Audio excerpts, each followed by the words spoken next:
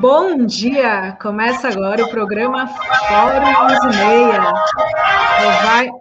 Rovai estava voltando aí. Bom dia! Hoje começamos aqui o programa Fórum 11h30 especial, nesta quinta-feira, 27 de maio de 2021. Eu sou Dri De Lorenzo. E eu sou Renato Roy, que tal? Pois é, vai animada, assim como eu, estamos animados porque hoje a gente recebe aqui ex-presidente Lula para uma entrevista exclusiva aqui no programa conosco. Tem já bastante gente chegando. Você que já está aqui para acompanhar ao vivo a entrevista, já deixa o seu like, sua dedada, como diz o Rovai, e se inscreva no canal. Vai ali e se inscreve no canal, e se você puder, seja membro. Lembrando que você pode mandar perguntas para o ex-presidente Lula, que já está aqui, já estará conosco aqui para esta entrevista. Pode mandar superchat, eu vou tentar ler todos, já peço desculpas se não der, gente, porque às vezes vai passando aqui, o volume fica grande e a gente não consegue acompanhar todos, mas eu vou tentar. Então você pode mandar superchat, porque além de ter mais chance de eu conseguir ver a pergunta, você também apoia o canal da Revista Fórum, garantindo que a gente consiga aqui com uma programação cada vez melhor no canal, com entrevistas, programas. Lembrando que além do Fórum 11h30, de segunda a sexta, ao vivo aqui no canal da Revista Fórum, você também acompanha o Fórum Café às 6h30 da manhã com o Plínio Teodoro e o Jornal da Fórum às 17 horas com a Sinara Menezes. E hoje, quinta-feira, tem o Fórum Sindical às 20 horas com a Maria Fro, que entrevista hoje Rita Von Hunt. Então, imperdível também. Vamos dar um salve para quem está chegando aqui. Já vejo membros aqui, já nossos queridos e queridas da comunidade da Revista Fórum. Bora compartilhar a entrevista. Dri, Rovai, elegantérrimos, esperando. Gente, não é sempre, né, Rovai? Já temos superchats aqui também. Vou dar um salve, membros queridos, membras, comunidade. Vamos lá, então, ler já alguns superchats que já estão aqui, antes do ex-presidente chegar já aqui nos nossos estúdios virtuais. Olha só, o Gustavo de Lucena já diz: gostaria de questionar o presidente Lula sobre o que ele pensa sobre a reforma administrativa e se caso ela seja aprovada, o presidente pretende revogá-la a pedido dos servidores. Boa questão também, vamos anotar aqui, tentar fazer para o presidente Lula. São muitas questões, né? Lembrando que a primeira entrevista depois da foto, né, Rovai? Você está no mudo. Na foto com FHC, eu não completei a frase. Você está no Bom dia, Adri. Eu achei que você não ia deixar eu dar bom dia aqui. Você estava no mudo. Eu estava falando, né, gente? Olha só, pessoal, é um prazer poder entrevistar o ex-presidente Lula de novo. É um momento histórico. É a primeira entrevista que a gente faz após ele ter restabelecido seus direitos políticos. A comunidade Fórum está bastante ansiosa. Eu estou vendo que as pessoas já estão mandando superchats. Eu vou pedir para que vocês espalhem, enquanto o presidente não chega, espalhem nos grupos de família. Vai lá nos chats, por exemplo, da TV Senado, tem muita gente assistindo, muita gente que poderia estar aqui assistindo ao Lula, depois volta para lá. Então, espalhem nesses chats aí, como no da TV Senado, que está tendo entrevista do Lula, bota o link, né? Bota o link lá do YouTube para as pessoas poderem vir e vamos trazer as pessoas para assistirem o Lula aqui no canal da Fórum.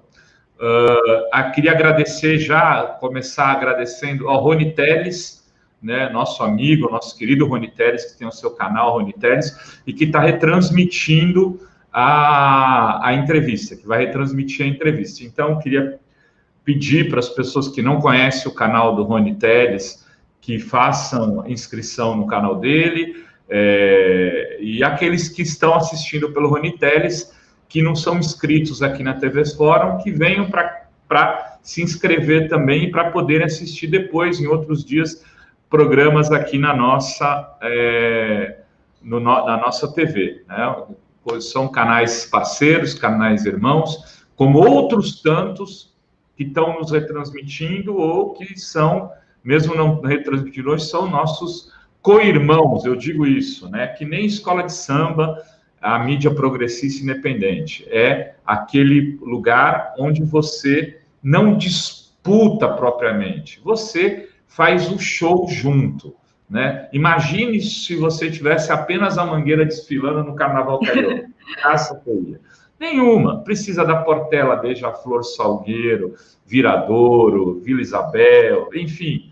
E a mesma coisa aqui em São Paulo, precisa de Camisa Verde, precisa de Vai-Vai, precisa de Rosas de Ouro. Olha só, eu falando de carnaval aqui. Saudade, né, Rovai? Saudade de uma aglomeração. Vamos dar dedada, galera. Vamos dar dedada.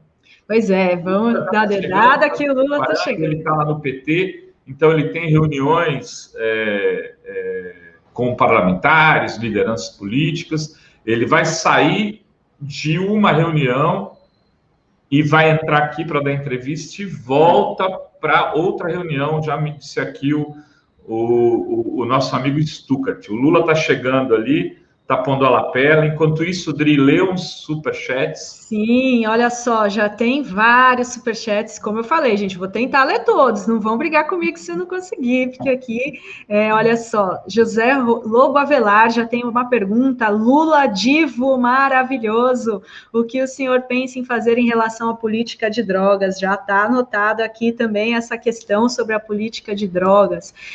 Tem também aqui, vamos lá, Elisângela Mello: te amo, presidente Lula. Olha só, Elisângela já dando o recado para o ex-presidente, que está ainda aqui nos camarins, nos nossos bastidores, já está aqui conosco. Olha só, Paula Eduarda: presidente Lula, quero parabenizá-lo por toda a sua movimentação política atual. Obrigada pelo superchat. E tem gente, olha só, de Buenos Aires assistindo aqui também. Matheus Ferreira, o fã número 1 da Sinara. Obrigada, Matheus, pela presença. Pedro, peraí, temos aqui Gilca. Ixi, gente, agora falei que não vai ser fácil acompanhar todos. Rosana o pessoal Tavares do canal Resistentes mandou um superchat. Quem não conhece o canal Resistentes, se inscrever.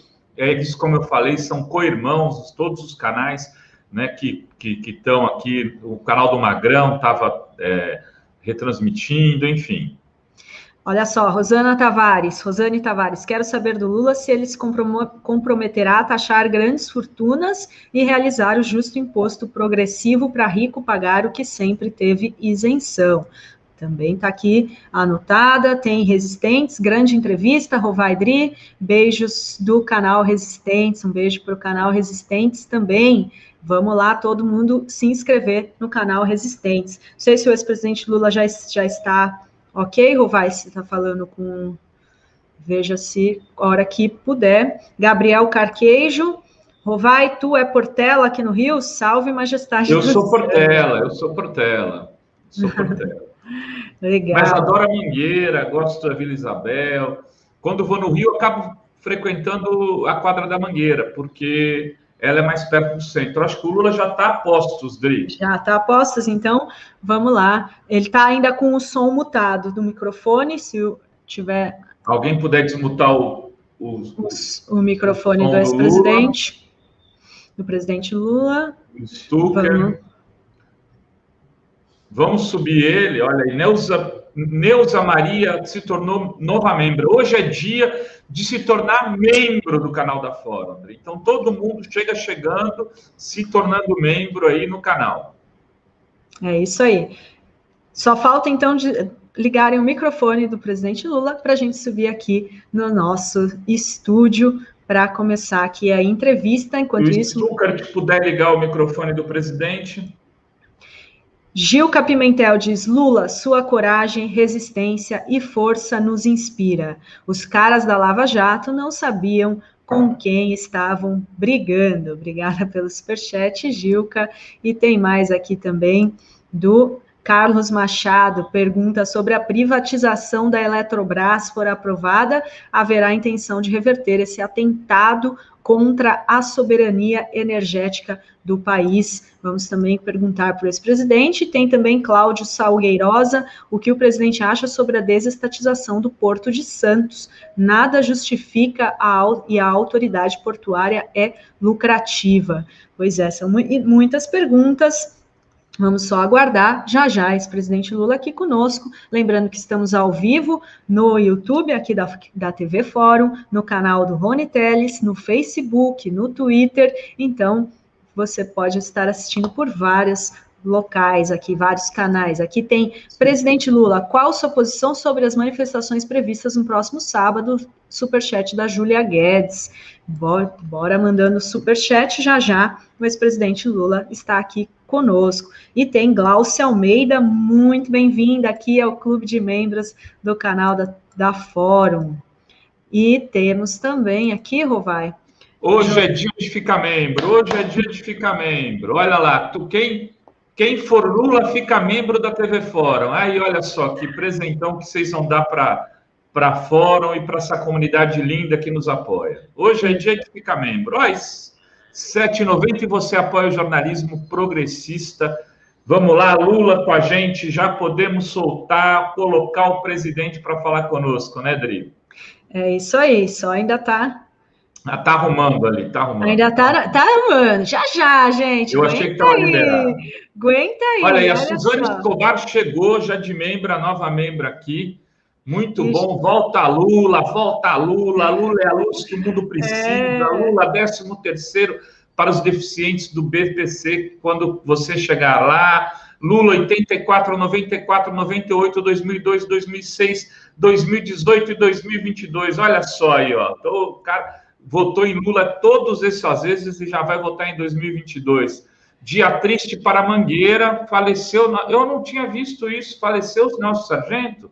Que notícia triste, gente. Eu adorava o Nelson Sargento. Suzana Guedes chegando como nova membro. Você vê, vítima do Covid. Né? Ele tinha 96 anos, estava na hora de morrer. Não, ele foi vítima do Covid, senão ele não morria. Ele estava vivo aqui. Então, é uma tragédia, um horror, né? Com certeza. Quantas vidas perdidas, né? Por conta desse governo, né, que não garantiu vacinação, né? Aí, Cristina Campanha, hoje é dia de agora ficar sim. Mais uma membra aqui. Mais uma Estou vendo membra. Lula, aqui em casa você tem 5 votos. Lula, Luiz Gonzaga, Lula, temos muitos desafios. 2 deles são centrais para a sobrevivência do nosso país. Vencer as eleições e, mais importante, tomar posse. Abriu o microfone do Lula. Vamos lá. Abriu o microfone, vai. Vamos, então, agora dar as boas-vindas para o presidente Lula aqui no Fórum 11h30. Bom dia.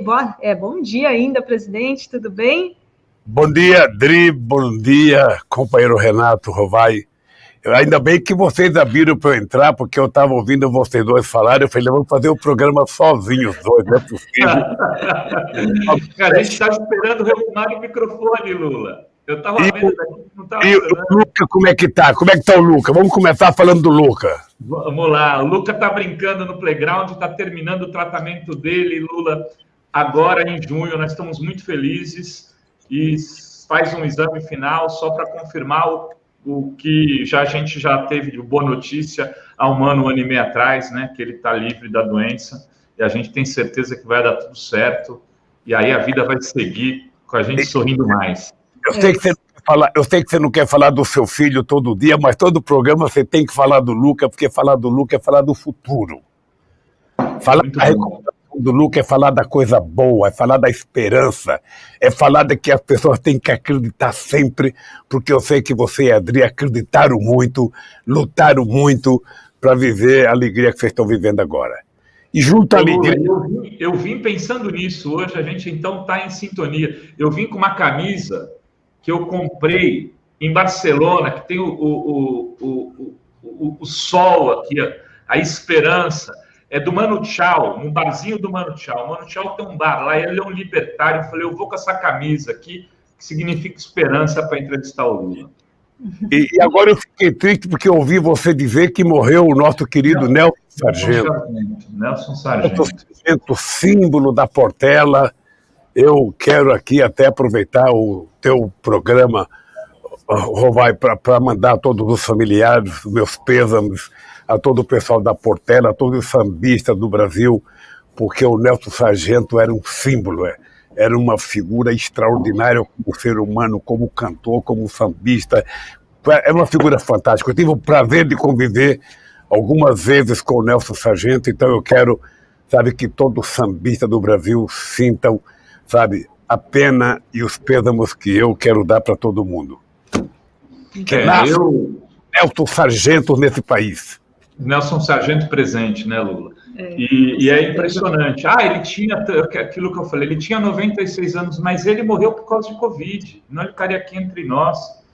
Né? É uma tristeza imensa. A primeira pergunta é da Adri, eu acho que ela vai perguntar alguma coisa nesse sentido para o senhor. Exato, vou falar da CPI, né, porque está aqui, está ocorrendo, inclusive, nesse momento. Eu queria perguntar se o senhor está acompanhando esses depoimentos da CPI, o que tem achado e até onde o senhor acha que pode ir essa CPI, até onde ela pode chegar para, enfim, atingir o governo Bolsonaro. Olha, as pessoas mais experientes politicamente costumam dizer que uma CPI você sabe como ela começa, mas você não sabe como ela termina. Você sabe como é que pode ser o primeiro discurso do relator, mas você não sabe nunca como será o relatório final. Veja, a CPI ela tem uma coisa nobre que é descobrir os desgovernos que aconteceu no Brasil no tratamento da questão da Covid, a irresponsabilidade, a falta de organicidade do governo, a falta de liderança do governo, a falta de respeito do governo, a negação do governo de comprar as vacinas no momento certo, porque eu acho que boa parte dessas pessoas que morreram, a gente tem que debitar nas costas do presidente Bolsonaro e das pessoas que, subordinado a ele, seguiram a orientação dele, ao invés de seguir a orientação da ciência, ao invés de seguir a orientação daquelas pessoas que estudaram, que entendem e que já tinham muito mais conhecimento dos efeitos do Covid-19. Então, eu penso que o presidente ele não vai escapar da culpabilidade. Pode não ser agora, pode ser amanhã, mas é importante que o Bolsonaro carregue nas costas a responsabilidade de ser responsável por uma parte muito grande das pessoas que morreram. Não é que ele as matou, ele deixou de salvá-las porque foi irresponsável, porque agiu de forma infantil, sem nenhuma respeitabilidade, não criou comitê de crise, não criou comitê científico, não escolheu os ministros certos na hora que tinha que escolher, e, por último, escolheu um general que entendia de tudo, mas não entendia de nada ao mesmo tempo. Ou seja, um general que era responsável pela logística, não sei aonde, porque, na verdade, o que eles precisavam era o seguinte: a logística da vacina a gente já tinha, porque o SUS tem expertise. É importante lembrar que quando veio a H1N1, a gripe H1N1, nós vacinamos 83 milhões de pessoas em pouco mais de 3 meses. Então, nós temos expertise. Nós temos experiência, nós temos logística. O que nós não tivemos foi governo.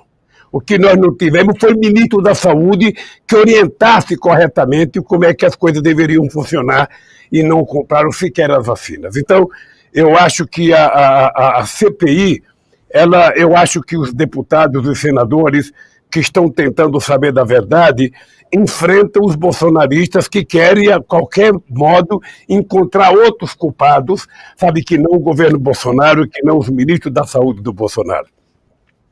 Eu estou otimista com relação à CPI, eu acho que ela vai mostrar dados muito importantes para a sociedade brasileira, se não servir para outra coisa, mas vai servir para fazer parte da história do Brasil, que em um momento, sabe, da sua história, teve um presidente irresponsável como o Bolsonaro.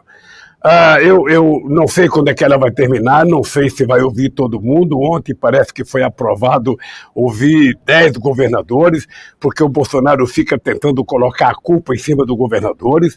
Os governadores já tinham em outra CPI uma decisão da Suprema Corte de que os governadores não têm que ir numa CPI onde é investigado o governo federal.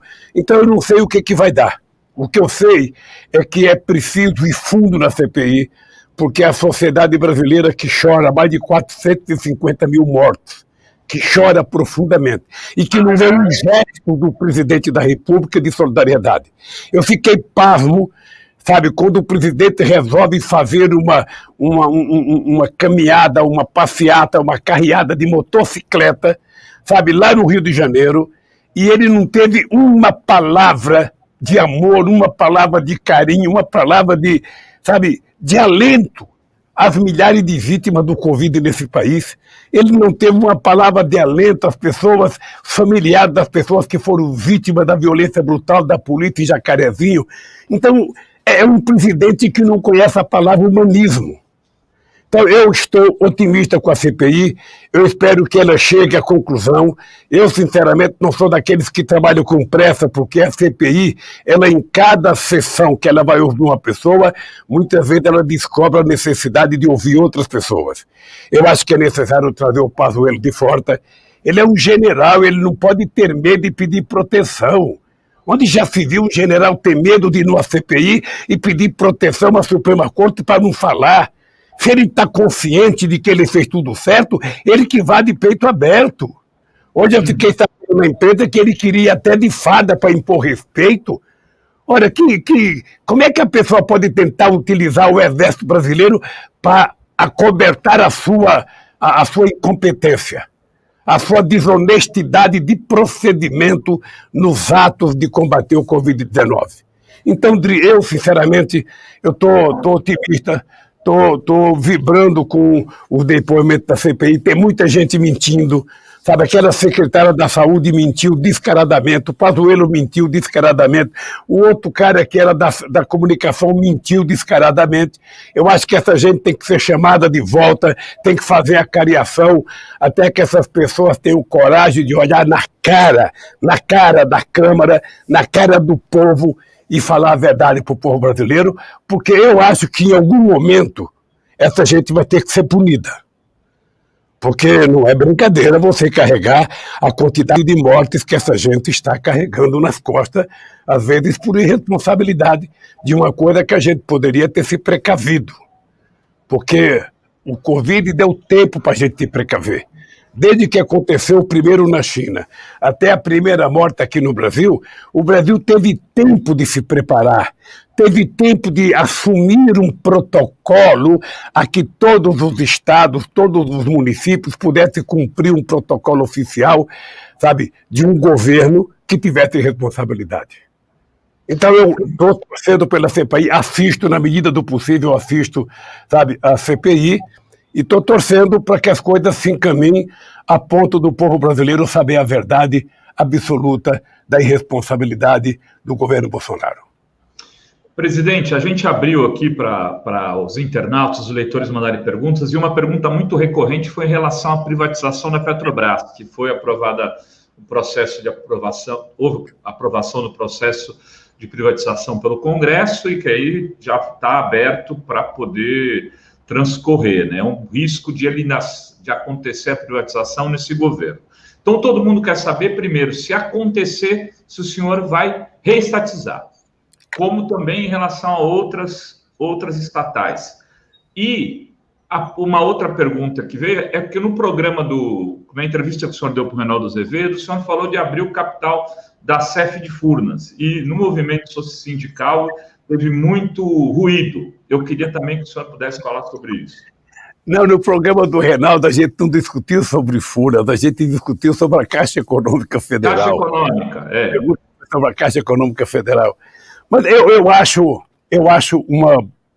uma meia, eu diria, eu não vou dizer bobagem, porque as pessoas quando acreditam em umas coisas pode estar errado, mas nunca é bobagem, a pessoa acredita, vale. Mas deixa eu te dizer uma coisa, eu acredito muito em empresa pública. Eu gosto mais da palavra empresa pública do que empresa estatal. Porque uma empresa sendo pública e a sociedade tendo participação majoritária nessa empresa, através de conselhos e através das ações, a sociedade tem mais poder de controlar essa empresa do que se ela for estatal e você tiver um governo de direita. Você pode ter um governo de direita e a comunidade ela pode ter maioria no gerenciamento de uma empresa pública. E ela pode ser, sabe, com o governo de direita, ela pode ser estatizada e o governo faz tudo e vai fazer o que ele bem entender. Então, eu gosto muito do nome de empresa pública. Você olha, que eu costumo falar pouco em empresa estatal, eu gosto de falar em empresa pública. Eu gosto de tratar a Petrobras como uma empresa pública, o Banco do Brasil como uma empresa pública, a Caixa Econômica como uma empresa pública, porque o que eu penso de empresa pública é o controle da sociedade nessa empresa, não é o controle do governo, não é o controle do presidente da República. É que essa empresa tem que ser pública porque tem ações na sociedade, e essa empresa tem que ser pública porque a sociedade monta a maioria do conselho e a sociedade tem gente em todas as partes da direção dessa empresa. Assim é que eu acho que deve ser as empresas públicas sob o controle da sociedade e não sob o controle da burocracia estatal de um presidente da República que pode ser um fascista como o Bolsonaro. Sabe? Então, veja, quando cheguei na presidência, uma das coisas que eu fiz foi aumentar a compra das ações da Petrobras para que o governo tivesse mais força na Petrobras, para que o governo tivesse mais representatividade da Petrobras. Então, o que eu quero discutir é exatamente isso. Você veja a pergunta que você me fez, Rovaz. Imagina se eu chego para você aqui e digo o seguinte: olha, gente, eu vou reestatizar todas as empresas que foram privatizadas. Primeiro eu preciso saber quanto custa isso. Depois eu tenho que saber se nós temos dinheiro para fazer isso ou nós temos que cuidar da fome do povo, do emprego, da criança, da educação. Eu não posso assumir uma responsabilidade dessa. O que eu posso dizer para as pessoas é que, na minha cabeça, o Estado sem empresas públicas fortes, para que o Estado tenha poder de incidir na economia, no investimento em ciência, no investimento na questão tecnológica, no investimento da indução do desenvolvimento desse país, o Estado vale muito pouco. É por isso que as pessoas têm que saber, sabe, que nós queremos empresas públicas muito fortes. Queremos uma Petrobras, uma empresa pública muito forte, porque nós precisamos fazer do pré-sal um passaporte do futuro do povo brasileiro. O Brasil não precisa pagar o preço da gasolina que se paga em Nova York. O Brasil não tem que ter preço internacional, porque o Brasil é autossuficiente. O Brasil era exportador de gasolina e agora está importando gasolina dos Estados Unidos. Ou seja, isso é um absurdo dos absurdos. Então é o seguinte: o que o povo brasileiro vai saber de mim é o seguinte, é que essas empresas que eles estão tentando entregar agora, eu até outro dia numa entrevista exagerei um pouco, eu falei, quem estiver comprando, saiba que vai ter um pouco de confusão quando eu chegar à presidência da República, porque nós vamos encontrar um jeito do governo ter força nessas empresas. O governo não pode abdicar de ter uma incidência forte, sabe, nos destinos da economia desse país. Porque aqueles que defendem o Estado fraco, sabe, quando quebra um banco, quando quebrou o Lehman Brothers na crise de 88, quem salvou o banco foi, na verdade, o Estado.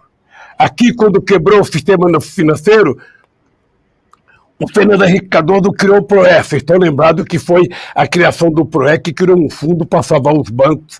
Então, nós temos que ter consciência de que o Estado tem que ter empresas públicas. E eu trabalho com isso, sabe? Vou criar empresas. Eu sonhava com a Eletrobras com o mesmo peso da Petrobras na economia. Porque é através de uma empresa pública que você pode regular preço, que você pode baratear quando for necessário, que você pode fazer programas como nós fizemos do Luz para Todos. O Luz para Todos foi um projeto, eu não me lembro o total agora, mas que custou investimento de 20 bilhões do governo federal. 20 bilhões. Nenhuma empresa privada faria um investimento de 20 bilhões para levar energia elétrica para o povo que não tem luz no interior desse país. Nós fizemos. Arcamos com a responsabilidade e nós fizemos, porque quem tem a obrigação em melhorar a qualidade de vida das pessoas é o Estado. Por isso que eu acho que o Congresso Nacional, tanto agora o Senado, a Eletrobras foi aprovado na Câmara, mas não foi aprovado no Senado. É preciso que a sociedade aprenda a se manifestar, a ir conversar com os senadores. As pessoas sabem onde os senadores moram. Vá procurar o senador na sua casa, vá procurar o senador aonde eles frequentam, para poder convencê-lo de que não é possível privatizar a Eletrobras, não é possível privatizar a Petrobras, não é possível privatizar bancos importantes para o desenvolvimento da economia brasileira. É assim que eu penso. Foi assim que eu agi quando eu era presidente. Você está lembrado que eu comprei a Caixa Econômica de São Paulo quando eu era presidente da República, tá? Para não deixar ela cair na mão de empresa privada. Nossa Caixa é nosso banco, né, Lula? Isso. É. Dri, a gente tem uma pergunta da Sinara Menezes. Antes, eu queria pedir para as pessoas darem curtidas aqui. Pode se tornar membros, é dia de se tornar membro, de celebrar a esperança, como disse o Lula no começo do programa, e divulguem também aí, tem gente vendo TV Senado ainda, vem para cá, sai da TV Senado agora, depois volta, depois pode voltar à vontade. E agradecer ao Rony Teres, que está retransmitindo a entrevista, grande Rony Teres. Dri, pergunta Vamos lá. Bom dia, Dri, bom dia, Rovai, bom dia, presidente Lula. Bom, a pergunta que eu quero fazer para o presidente Lula é a seguinte. Presidente, faz alguns dias o senhor se reencontrou com o presidente Fernando Henrique e vocês mostram uma reaproximação, né? Como foi exatamente a conversa entre vocês? Houve algum pedido de desculpas por parte do Fernando Henrique por ele não ter dito nenhuma palavra em sua defesa na época da Lava Jato, ou vocês deixaram tudo para trás em nome da defesa da democracia? Olha, primeiro, você não deixa tudo para trás. Segundo, você não vai procurar uma pessoa para conversar para alimentar as divergências que você tem. Quando eu me propus, e acho que foi essa mesma cabeça que permaneceu no presidente Fernando Henrique Cardoso, a gente aceitar um convite do ex-ministro Jobim, que foi ministro do Fernando Henrique Cardoso e foi ministro meu, de almoçar, era porque nós tínhamos interesses comuns em discutir. Primeiro, o restabelecimento da democracia no país. Eu digo sempre que era um prazer e era um luxo nesse país ter o PT e o PSDB discutindo e disputando a presidência da República. Era um partido que se dizia de social-democrata e um outro partido de esquerda. Então era muito gratificante para o povo. Eu perdi 2 vezes para o Fernando Henrique Cardoso, eu ganhei 2 vezes do PSDB, depois da Dilma ganhou mais 2 vezes. Era um momento civilizatório desse país. E eu dizia para o Fernando Henrique Cardoso, e na discussão a gente discutiu bastante, que é anormal, para quem ama a democracia, o Brasil ter um presidente tipo Bolsonaro. Porque ele é a negação da política, ele é a negação da democracia, ele é a demonstração do humanismo, sabe? Ele é tudo que a gente jamais esperava que fosse governar esse país. Então a gente discutiu, por exemplo, a necessidade da nossa continuidade de luta pela vacina, porque a vacina é a única coisa que pode dar garantia para que o povo possa voltar a ter um pouco de tranquilidade. Segundo, a gente discutir a questão, sabe, do auxílio emergencial de R$600 para que as pessoas possam viver enquanto essa pandemia durar. Terceiro, a gente discutir política de crédito para financiar pequenas e médias empresas nesse país, sabe, e garantir que a democracia vote. A democracia ela pode votar ou através de uma decisão de uma CPI que diga que o presidente Bolsonaro tem que ser empichado, ela pode votar através das eleições de 2022. Eu não sei qual é o jeito que ela vai votar. A única coisa que eu tenho certeza é que não passará de 2022, porque não é o Lula, não é o Rovai, não é a Dri que vai derrotar o Bolsonaro. É o povo brasileiro que vai derrotar o Bolsonaro. É o povo brasileiro que vai dizer: nós não merecemos isso. Nós gostamos de paz, nós gostamos de esperança, nós gostamos de amor, nós gostamos de cultura, nós gostamos de gostar. Sabe?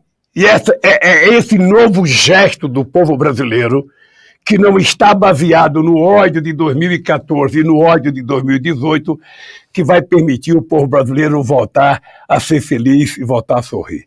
Eu quero te dizer que quando eu fui conversar com o Fernando Henrique Cardoso, eu jamais iria conversar com o Fernando Henrique Cardoso para ele não ter candidato. Ele é presidente de um partido político, ele já foi presidente de honra do PSDB, ele é um político nato, ou seja, acho que o partido dele tem o direito de ter candidato. Eu jamais iria pedir para ele não apoiar o partido do candidato dele, mas o que eu fui fazer, o gesto que ele, Fernando Henrique Cardoso e eu tentamos fazer para a sociedade brasileira foi o seguinte: a gente não precisa combinar sobre o programa de governo. O que a gente tem que combinar é que a gente tem que viver de forma civilizada, mesmo na diversidade. Sabe? É isso que a gente tentou mostrar para a sociedade. É possível ser democrático. É possível entrar numa mesa de um restaurante, ter um adversário político teu jantando e você ir lá cumprimentá-lo, ao invés de ir lá ofendê-lo. Isso é possível. O Brasil já fez isso. E o Brasil tem que voltar a fazer isso para o Brasil viver em paz. É tudo isso que nós queremos. Nós queremos um país que distribua livro e não armas. Que distribua discurso humanista e não discurso do ódio. Sabe? Que fale em amor e não em guerra. Sabe? É esse tipo de país que nós queremos provar que é possível reconstruir, e eu acho que nós vamos reconstruir porque isso é o povo brasileiro. O povo brasileiro não é um povo do ódio. Quem tem ódio, na verdade, é uma parte dos milicianos que foram, sabe, um pouco, né, fomentado pelo ódio que a imprensa divulgou contra o PT e contra o Lula. Sabe, um ódio que não foi pouca coisa contra o PT e contra o Lula. A imprensa tem culpa nisso, da negação da política, a imprensa tem culpa nisso. Tem culpa aqui, tem culpa na Argentina contra a Cristina, tem culpa nos Estados Unidos contra o Obama. Ou seja, quando a imprensa tenta fomentar uma saída fora da política, destilando ódio na sociedade, o resultado é isso. O resultado é Hitler, o resultado é Mussolini, o resultado é Bolsonaro. É isso. E é isso que nós não queremos mais e nós não merecemos isso. Tá no mudo, Rovai. Vou deixar essa pergunta mais para frente, mas já que o senhor tocou nesse assunto, tem uma pergunta do Marco Aurélio Carvalho, que eu acho muito importante e dar sequência a essa conversa, que é do Grupo Prerrogativas. Acho que o senhor conhece, né, que junto com a BJD e outros grupos de direito fizeram um debate bastante firme, né, e importante na defesa dos seus direitos e contra o lawfare. Essa pergunta vem a calhar. Dri. Queridos Rovai e Dri, quero agradecer pela oportunidade, que é um verdadeiro privilégio de estar aqui ao lado de vocês e ao lado do nosso querido e eterno presidente Lula. Queria fazer uma reflexão muito rápida para que o presidente possa responder.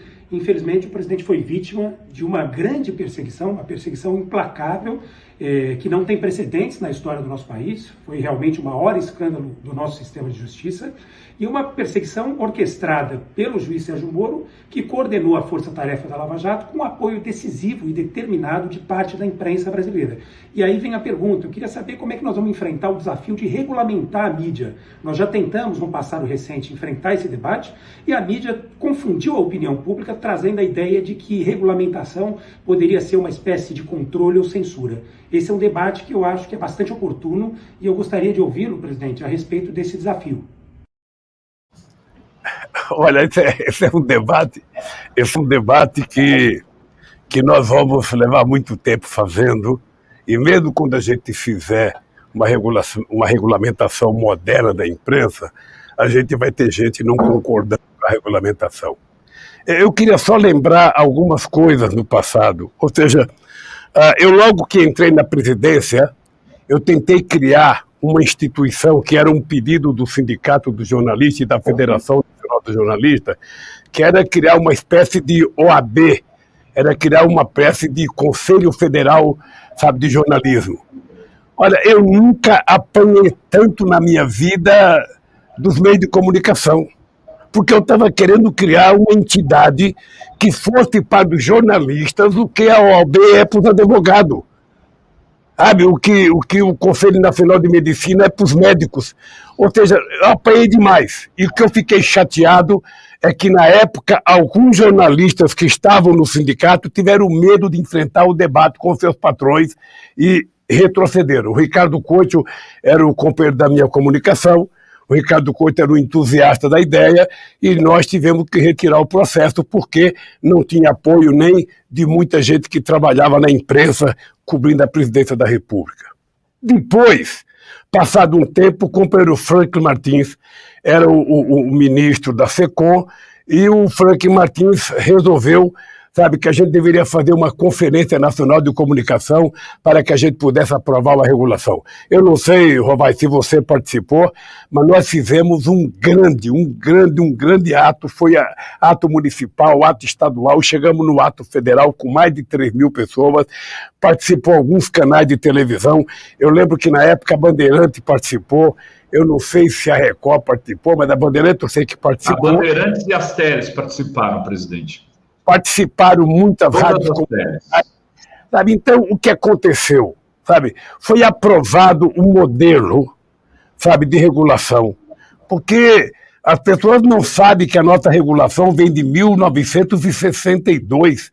A gente não tinha nada, sabe? Não tinha nada digital, a gente não tinha, sabe? Então, é preciso regulamentar. O que aconteceu? Quando eu ia deixar o governo, eu pensei, eu não posso dar entrada agora e deixar o governo. Nós vamos deixar para que o governo Dilma dê entrada.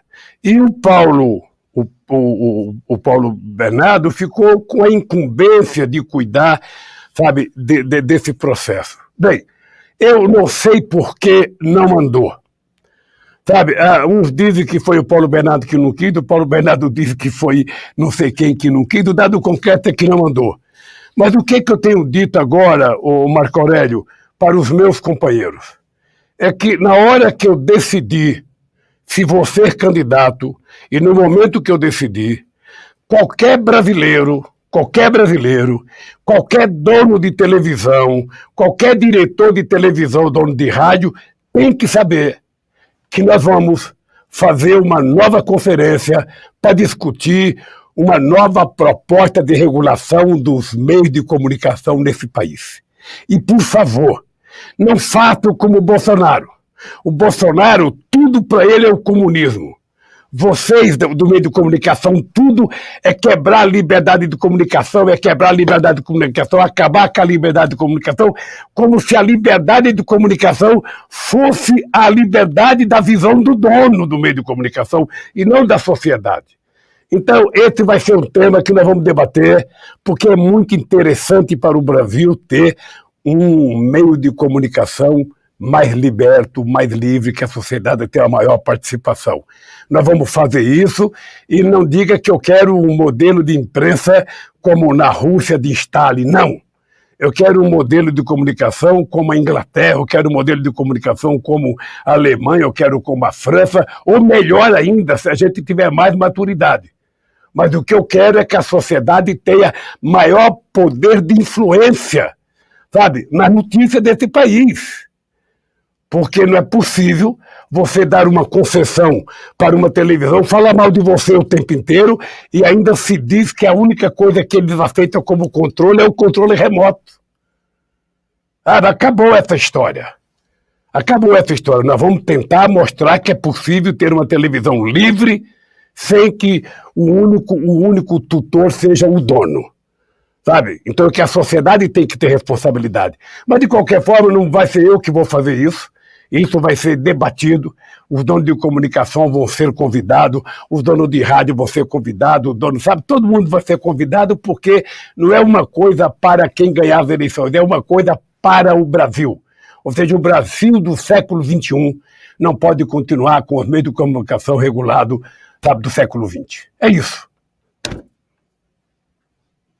Tá no mudo, Rovai. Eu queria voltar para a política dura. O senhor esteve em Brasília, foi a sua primeira ida para articulações mais diretas. Eu sei que o senhor deve usar o telefone, o WhatsApp, está conversando com muita gente, mas depois que o senhor teve os direitos políticos restabelecidos, essa ida a Brasília foi o primeiro momento. E lá o senhor teve com pessoas de vários espectros do campo político. O senhor recebeu o Freixo, o senhor recebeu o Contarato, recebeu o Everton do PDT, que é candidato lá do partido do Ciro no Maranhão, o senhor recebeu o Sarney, teve com o Eunício de Oliveira, que disputa no Ceará. Eu queria entender aí como é que foram essas conversas e quais os sinais que isso significa. Para onde a gente vai? Olha, o Sarney eu não recebi, eu fui na casa do Sarney. Perdão, foi a casa dele. Porque eu queria aprender como se chega a 90 anos. Eu estou com 75. E eu fiquei pasmo como o Sarney está bem. Fiquei boquiaberto de ver como o Fernando Henrique Cardoso está bem. Muito melhor do que na televisão. E eu, então, voltei para casa e falei para João, olha, eu já sei como é que a gente vai viver pelo menos uns 90 anos. Eu quero me garantir, sabe, como os dois ex-presidentes. Eles estão bem. Por que eu fui a Brasília conversar, Rovai? Veja, primeiro porque eu não sei se você lembra, Rovai, quando você era muito menino, e eu era presidente do Sindicato dos Metalúrgicos em 1978, eu cheguei a cunhar uma frase que eu achava que era a frase do século, de tão inteligente. E depois que eu fiquei mais sabido, eu descobri que era uma burrice muito grande que eu tinha falado. O que eu disse? Eu disse, eu não gosto de política e não gosto de quem gosta de política. Bicho, era o máximo. Algum setor da imprensa me tratava como operário puro, o dirigente sindical puro. Ele não pensa no poder, ele só pensa no economicismo, sabe? Ele só quer 10% de aumento. E a minha cabeça era assim mesmo. Acontece que 3 meses depois, nós resolvemos apoiar o Fernando Henrique Cardoso para senador, porque ele disputava contra o Caldo Lembro pela Arena e o Fernando Henrique e o Montoro na sublegenda do PMDB. E nós achávamos que o Fernando Henrique Cardoso tinha chegado do exílio, era mais jovem, era mais moderno, e os sindicalistas todos, nós fomos atrás do Fernando Henrique Cardoso, conseguimos inclusive indicar o doutor Maurício, lá de São Bernardo do Campo, que faleceu 11 dias atrás, como suplente de senador. Mas isso foi uma coisa extremamente importante para nós. E depois eu descobri que não é possível você fazer política fora da política. Não é possível você sonhar em construir um mundo melhor fora da política. Quem fala isso está mentindo. Se você tiver um candidato, um amigo, ou vai que diga para você, não, eu vou consertar esse país e não vou conversar com nenhum partido, não vou conversar com nenhum político, não vou conversar porque é todo mundo ladrão, esse cara não governa. Esse cara não governa. Sabe por quê? Porque o Congresso Nacional, por mais que você não goste do Congresso Nacional, o Congresso Nacional é a cara do povo brasileiro no dia da eleição. O cara pode até, no dia depois da eleição, estar xingando todo mundo.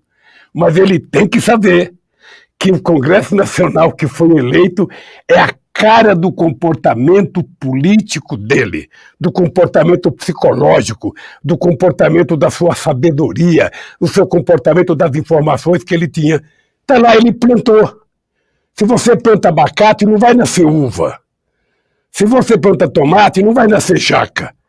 Então, se o povo plantar uma jaca, é a cara do que vai acontecer. E você precisa conversar, porque é com essa gente que você conversa. Eu gostaria de conversar com os caras que perderam, que são melhor. Não, mas você não governa com quem perdeu, você governa com quem ganhou. Você tem que conversar com o cara que tem um mandato. E o cara que tem um mandato, ele pode te dizer o seguinte, olha, eu não gosto de você, que é presidente. Eu não votei em você. Eu votei em outro candidato. Por que eu tenho que votar nas coisas que você manda aqui? E vai dizer para você o que eu ganho. Qual é a proposta que você vai fazer? No que eu posso mudar o teu projeto? Daí a necessidade da sabedoria de você conversar.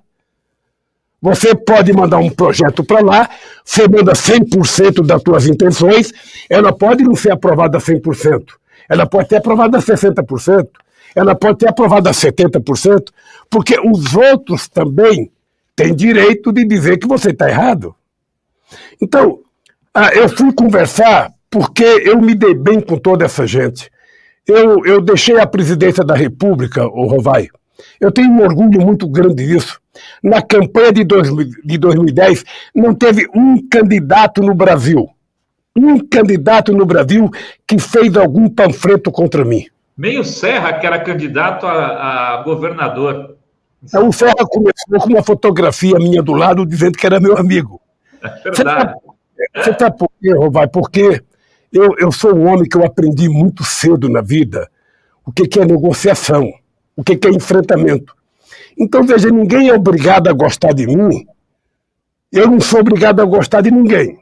Mas se a gente não fizer um mínimo de esforço para conviver pacificamente, mesmo sem se gostar, não tem democracia. Então eu fui lá para as pessoas saber que eu estou vivo, porque muita gente achou que eu estava morta, o Lula acabou para a política, o Lula está enterrado, sabe? E eu dizia, primeiro vocês não conhecem o PT. Depois vocês não conhecem o movimento social desse país. Depois vocês não me conhecem. Sabe, eu sou filho de uma mulher que, às vezes, de domingo de manhã, na Vila São José, em São Caetano, ela com 5 filhos do lado dela, porque 3 já tinham casado, não tinha um pouco de feijão para colocar no fogo, e eu não via minha mãe ficar desesperada. Ela fala, amanhã tem. Amanhã tem. E todo mundo que achou que eu tinha acabado para a política, eu dizia, amanhã tem. Amanhã tem. Sabe? Então, eu fui conversar, eu estou aí, eu sei que nós temos que conversar, respeito as nossas divergências, sabe? Considero que vocês têm o direito de ter a divergência comigo, mas eu quero ter o direito de poder dialogar com vocês. Eu quero ser tratado como um ser humano. Eu não sou algoritmo e não sei trabalhar com fake news. Eu sou daqueles que gostam de conversar, Rovai, conversando no olho. Eu estou dando a entrevista para você aqui, via internet, mas eu gostaria mesmo era de estar sentado perto de você e da Adri, olhando, sabe? Olhando um no olho do outro, conversando com sinceridade. Então eu fui conversar por isso. Ainda vou conversar com mais gente. Não estranhe, Rovai, que eu converso com todo mundo. Eu sou um homem que conversa com todo mundo. Eu sou capaz de conversar com um inimigo meu e sair de lá, sabe, com a mesma cabeça erguida que eu entrei. E eu estava pensando, era no Brasil. Que Brasil que a gente pode construir? O que a gente pode oferecer para o povo brasileiro? Porque, veja, o Brasil que eu deixei em 2010, sabe, todas as políticas de inclusão social que nós fizemos estão desaparecendo, Rovai. A Universidade Federal do Rio de Janeiro não tem dinheiro para pagar os funcionários. Sabe, os reitores estão todos se queixando que está quebrada a universidade. Você já não tem mais a quantidade de aluno que a gente tinha, já não tem mais o ProUni, o FIES não tem quase mais crédito. Sabe, então, que país que a gente quer? E eu, como quero um país em que as pessoas possam... O meu país é simples, Rovai. Meu país é tão simples que muita gente grafina não gosta porque é difícil construir coisas simples. Eu só quero um país assim, ó. Todo povo brasileiro tem direito de tomar café, almoçar e jantar. Ponto 1. Ponto 2. Todo brasileiro tem direito de ir para a escola pública de qualidade. Ponto 3. Todo brasileiro tem o direito de disputar uma vaga na universidade brasileira. Ponto 4. Todo brasileiro tem que ter direito à saúde, todo brasileiro tem que ter direito ao emprego, o salário mínimo tem que dar para as pessoas sobreviver decentemente, todas as pessoas têm o direito de ter acesso à cultura, têm direito de ter acesso a viagens férias, a viajar de avião. Esse país é simples que eu quero fazer, e é possível fazer porque eu já provei uma vez, e é por isso que eu posso dizer para vocês dois, Dri e Rovai, pode ter certeza que o Luquinha vai viver num país muito mais decente do que esse que nós vivemos. Pode ficar certo disso. Eu tenho compromisso com o passado, com o presente e com o futuro desse país. Esse povo tem o direito de ser feliz. Esse povo tem que ter o direito de ter o mínimo necessário para viver com dignidade. Quando eu falo que eu quero ver o povo fazer um churrasquinho de domingo e comer uma picanha ou uma costela tomando uma cervejinha, É porque é o mínimo que a gente pode querer para o povo. Como é que pode um presidente da República exibir uma picanha que custa R$ 1.200 o quilo e o povo não está podendo comprar meio quilo de filé? Sabe? Então esse presidente que vai ser presidente, sabe, não na China, mas na Cochichina. Sabe? Na Dinamarca, né? E deixa o povo brasileiro ter um presidente democrático, alguém que saiba, sabe, que o povo tem direito. É isso, é isso. Olha, Rovai, eu só te digo uma coisa, querido, olha, eu vou conversar com muito mais gente, você pode ficar surpreso, mas eu vou conversar com muito mais gente, porque o problema nosso agora, Rovai, é dizer o seguinte, não é só vou recuperar a democracia, porque a democracia por si só é uma palavra vazia. Que tipo de democracia? A democracia que eu quero não é o povo dizer que quer estudar. A democracia que eu quero é que o povo tem que ter escola. A democracia que eu quero não é dizer que o povo pode comer, tem direito, não, ele tem que comer mesmo de verdade. Ele tem direito à moradia, não, ele tem que ter casa de verdade. Ou seja, é transformar a nossa Constituição numa coisa real, porque tudo está previsto lá. Então é esse país simples que eu quero construir e eu preciso conversar com muita gente. Se prepare que um dia eu vou descer a Baixada Santista para conversar com você. Opa! Aí eu quero ver, Lula. Aliás, hoje eu fui andar na praia, falei em homenagem ao presidente Lula, deixa eu fazer uma caminhada, porque ele vai ter corrido 8 quilômetros, eu vou passar vergonha. Então eu fui dar uma caminhadinha na praia. O senhor andou os 8 quilômetros? Hoje, 9. Nossa. Muito bom. Tem um monte de superchat. Exatamente. Acho que é importante você colocar pessoas na conversa. O presidente Lula não vai conseguir responder tudo, mas pelo menos ele sabe que as pessoas estão querendo saber. E aí ele vai respondendo durante a sua trajetória aí, vai pensando e refletindo nisso. Olha só, tem aqui um superchat do Tadeu Porto, já agradecer, generoso superchat, ele que é do Sindicato dos Petroleiros do Norte Fluminense, da Federação dos Petroleiros. Ele pergunta, qual o grande segredo para mobilizar uma grande massa de trabalhadores, como o senhor liderou nas greves do ABC? Ele diz, a classe trabalhadora está sofrendo demais e precisamos dar as respostas. Essa daí, então, depois lê as outras. Ele precisa responder essa, porque essa é muito importante. Não, essa, Odria, é uma coisa importante que os dirigentes sindicais precisam compreender. Rovai, é uma contradição, é um paradoxo do sistema capitalista. Em época de crise, fica mais difícil você mobilizar os trabalhadores para lutar do que em época de bonança. Sabe, quando a economia está bem, quando o emprego está bem, é muito mais fácil você mobilizar os trabalhadores para as grandes lutas. Quando as coisas estão mal, fica mais difícil. Sabe, os anos 80 não começou nos anos 80. Os anos 80 começou em 77 com a campanha da reposição salarial, depois da greve por fábrica em 78, depois da greve de 79, a greve de 80. Nós agora vivemos, companheiros petroleiros, eu não sei quem é que está perguntando. É o Tadeu Porto, ele é do Sindicato do Norte Fluminense, uma grande figura, um jovem, uma liderança jovem, então, você precisa conhecer. Então, veja, nessa época de crise, sabe, sobretudo com a Covid-19, em que os dirigentes sindicais não podem ser irresponsáveis, como é o presidente da República, que não pode fazer aglomeração de gente sem máscara, está mais difícil, sabe? Está mais difícil. Eu estou doido para ir para a rua, Rovai. Você não sabe a cócega que eu tenho na língua. Ontem eu fui numa fábrica aqui em Diadema, fui na Uniforja. Depois, ontem eu fui visitar o Padre Júlio, os moradores de rua. Mas eu estou doido para ir para a rua, estou doido para viajar. Sabe? Eu quero fazer nem que não for para falar com ninguém, mas só para tocar nas pessoas assim, fora de casa. Sabe? Então eu queria te dizer o seguinte, companheiros, você pode ter certeza que eu vou estar junto com vocês nessas mobilizações. Elas vão acontecer.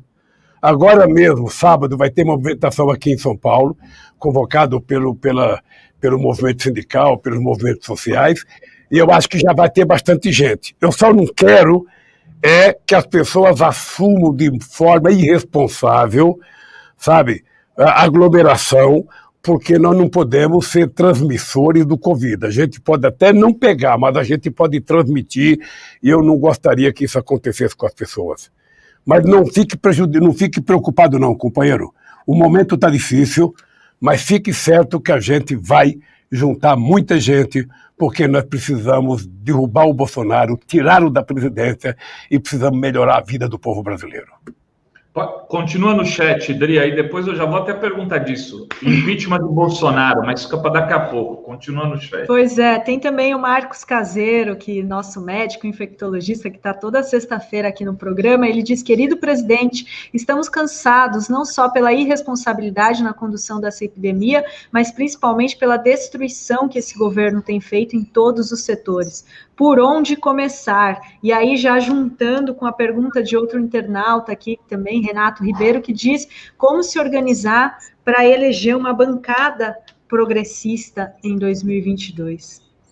Olha, esse é um dilema, companheiro, um dilema sério que a esquerda vai ter que pensar. Você está lembrada que quando eu fui eleito em 2002, eu elegi uma bancada de 91 deputados. Em 513.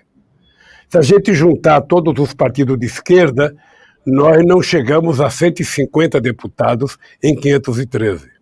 Então fica muito difícil você governar se você não tem uma maioria, sabe, que te permita fazer as mudanças que a sociedade espera que seja feita nesse país.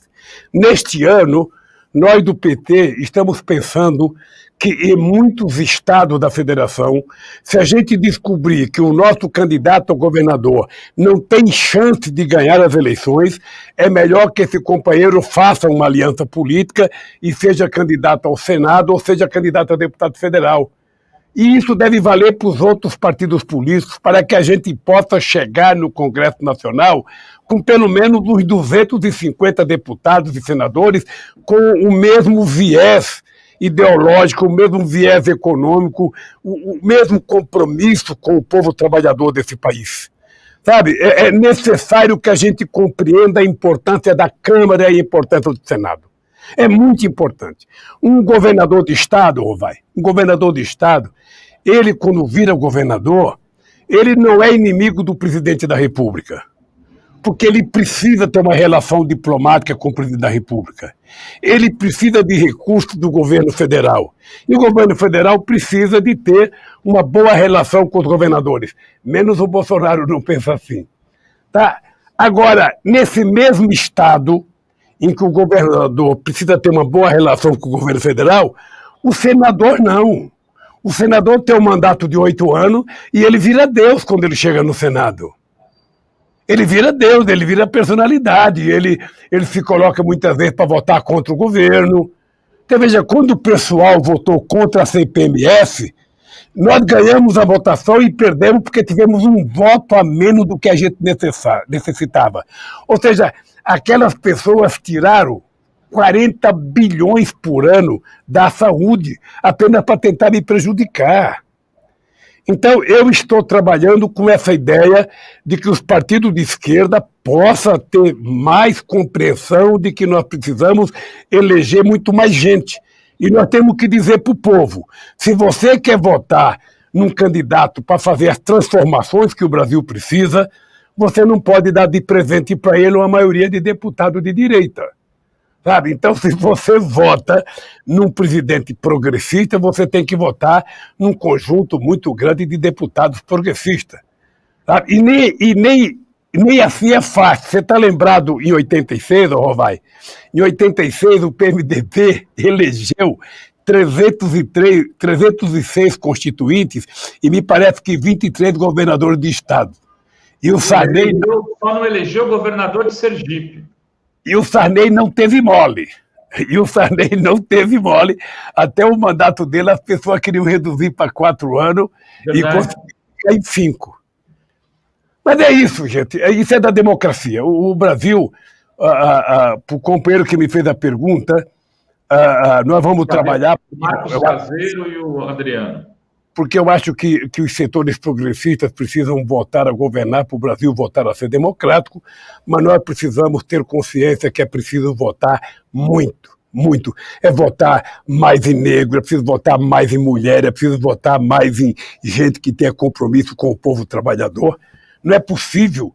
A gente só tem 2 sem terra como deputado federal e tem uma bancada ruralista de quase 300 deputados. Não é possível. Então, é preciso um pouco mais de organização. E nós estamos imbuídos do desejo de tentar convencer a sociedade dessa importância. Se vamos conseguir, vai depender de vocês. Ô Lula, vamos falar bem objetivamente aqui. Você é candidato a presidente da República a despeito de estão em 2021 ainda, né? Você podia falar assim... Pré-candidato. Mas deixa eu te falar uma coisa. Veja, eu só não posso falar que sou, porque eu sou um homem de partido político. Eu só não posso falar que sou porque eu tenho que ter mais responsabilidade, porque eu quero construir antes um grupo de companheiros, sabe, em volta de uma possível candidatura, e se chegar no momento as pessoas entenderem que eu possa ser a pessoa mais fácil de representar esse grupo e ganhar as eleições, eu não tenho dúvida de que eu vou ser candidato a presidente da República, tá? Mas antes de decidir que eu vou ser candidato a presidente da República, eu tenho que fazer essa construção. E antes de decidir, eu quero fazer um baita de um check-up, eu quero ver como é que está meu coração, quero ver como é que está o meu pulmão, quero ver como é que está minhas canelas, sabe? Esse negócio que eu brinco todo dia, que eu tenho 75 anos, energia de 30 e tesão de 20, pode crer que é verdade. E eu preciso provar isso fazendo um check-up. Eu não quero me tornar candidato, daqui a pouco eu estou entrevado numa cama, não quero. Eu não vou enganar o povo brasileiro. Eu sou uma pessoa, Rovai, veja qual é a minha responsabilidade. Todo e qualquer candidato pode fazer promessa. Eu vou fazer. Eu já fiz. Então, o que acontece, a diferença entre mim e outros candidatos é que, se eu votar, eu tenho que fazer muito mais do que eu fiz. Percebe? Eu tenho que fazer mais inclusão social, mais universidade, mais aluno na universidade, mais investimento em ciência e tecnologia, mais investimento em cultura, mais investimento em habitação, sabe? Mais investimento em reforma agrária. Eu vou ter que fazer muito mais coisa. Eu não posso repetir o que eu já fiz, eu tenho que fazer mais. Então, meu caro, eu sei qual é a responsabilidade. Eu tenho que estar com as pernas, porque eu não quero ser um presidente para ficar com a bunda lá em Brasília. Eu não quero ser um presidente. Você sabe que eu não sou assim. Eu não quero governar o Brasil olhando o Brasil do Planalto, não. Eu quero ir lá para os cafundó do Judas. Eu quero ir lá para os grotões desse país para olhar no olho do povo e dizer, gente, nós vamos voltar a ser felizes, nós vamos defender a nossa soberania, esse país vai voltar a ser protagonista internacional, os Estados Unidos vai ter que respeitar a gente vai respeitar a Rússia vai respeitar a gente vai ter relação com a África muito profunda, a gente vai ter relação com a América do Sul e a América Latina muito profunda, nós vamos voltar a ser protagonistas internacionais e o povo brasileiro vai ter orgulho de descer no aeroporto e mostrar o seu passaporte e o guarda que vai receber o passaporte cumprimentar. Parabéns, você é do Brasil, o Brasil está muito bem. Como o Obama dizia, a economia americana está sobrevivendo por causa do povo brasileiro. É isso que eu quero, respeito. Eu gosto de dar e gosto de receber. Muito bem. Presidente, agora eu a Adri vai chamar uma pergunta de uma pessoa que tem um canal no Nordeste, numa cidade pequena do Nordeste. Eu até esqueci o nome da cidade aqui, chama Rony Teles. É um apresentador fantástico. O canal dele tem 300 mil seguidores, para o senhor ter uma ideia, no YouTube. E ele está retransmitindo aqui junto com a Fórum, e está a audiência igual, pareadinha aqui. Eu estou olhando no canal dele, ele fez uma pergunta para o senhor. Presidente Lula, bom dia. É uma satisfação e uma honra estar aqui mais uma vez falando com o senhor e trazendo o calor do carinho dos nossos 300 mil seguidores, guerreiros que assistem diariamente o canal Rony Teles. Nós estamos aqui desde o primeiro dia do governo Bolsonaro acompanhando cada passo que este governo genocida dá em direção ao abismo e também acompanhando e torcendo cada instante do seu retorno do cativeiro proporcionado por Sérgio Moro até a presidência da República em 2022, como esperamos. E nesse processo, nós mostramos em várias ocasiões aqui no canal que o modo de fazer maldades no governo Bolsonaro é amplamente retratado em vários filmes clássicos e modernos. Nessas obras, os vilões causam mal e chegam ao poder muitas vezes com muita mentira, ilusão, distorção, negacionismo, cinismo e convencem boa parte da população a se comportar dessa forma e normalizar todos esses hábitos terríveis. E inevitavelmente levam ao seu povo crise, distanciamento, exclusão, fome e até morte, às vezes em massa, exatamente como acontece no Brasil agora.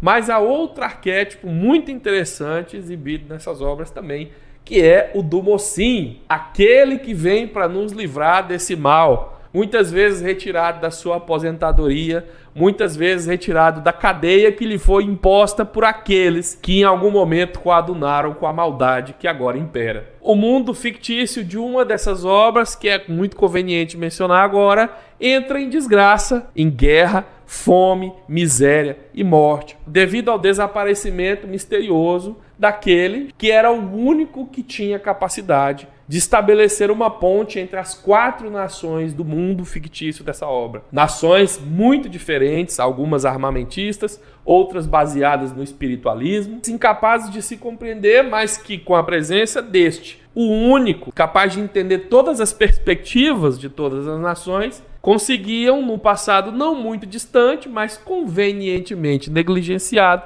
viver em paz. Nessa obra, o retorno deste, capaz de unificar esses povos diferentes, também significa o retorno da paz, o retorno do progresso, o retorno da compreensão, o retorno da prosperidade, o fim das mortes, o fim do extermínio, o fim da guerra, o fim do distanciamento. E olha só, nessa obra, parentes também são separados pela separação entre as nações e podem se reconciliar com o retorno do Avatar. Presidente Lula, é inegável que neste momento o senhor carrega a esperança não só apenas daqueles que já achavam que o senhor poderia resolver o problema, mas também, olha só, daqueles que ajudaram a colocar o senhor na situação em que o senhor se encontrava até pouco tempo atrás. Dito isso, senhor presidente, eu queria que o senhor contasse um pouco para nós como é ser essa esperança para milhares de pessoas que nem sabem o que vão comer amanhã. E o que o senhor tem para dizer sobre o que é possível fazer agora para as pessoas que estão morrendo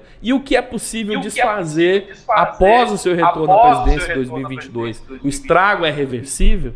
Vai demorar quantos anos para que a gente possa ter de novo o nosso país de volta? O que o senhor tem para dizer para o nosso povo sobre isso? Eu queria fazer uma correção, desculpa, Lu. Ele está em Colinas do Tocantins. É uma cidade de 35 mil habitantes, ele tem 300 mil seguidores. Então, eu queria homenagear todos os youtubers e todas as pessoas que fazem comunicação progressista no Brasil, né, que estão, às vezes, nos rincões do país e que estão defendendo a democracia, o Estado de Direito. Presidente.